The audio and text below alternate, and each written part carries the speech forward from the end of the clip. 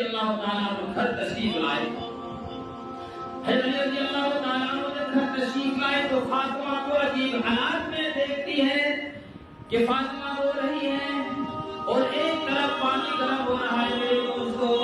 ایک طرف آنچل کیا کی چکی پیسنے کی تیاری کر رہی ہے، ایک طرف کپڑے دھونے کی تیاری ہے.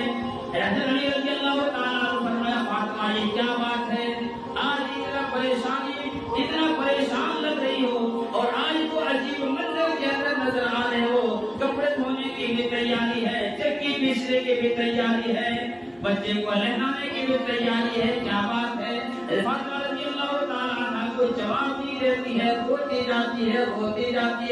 جو حضرت علی رضی اللہ تعالیٰ عنہ نے بہت پوچھا تو فرمایا میں کیا بتاؤں، آج رات کو میں خواب میں رسول اللہ صلی اللہ علیہ وسلم کو دیکھا، رسول اللہ صلی اللہ علیہ وسلم کو دیکھا، اپنے نبی اپنے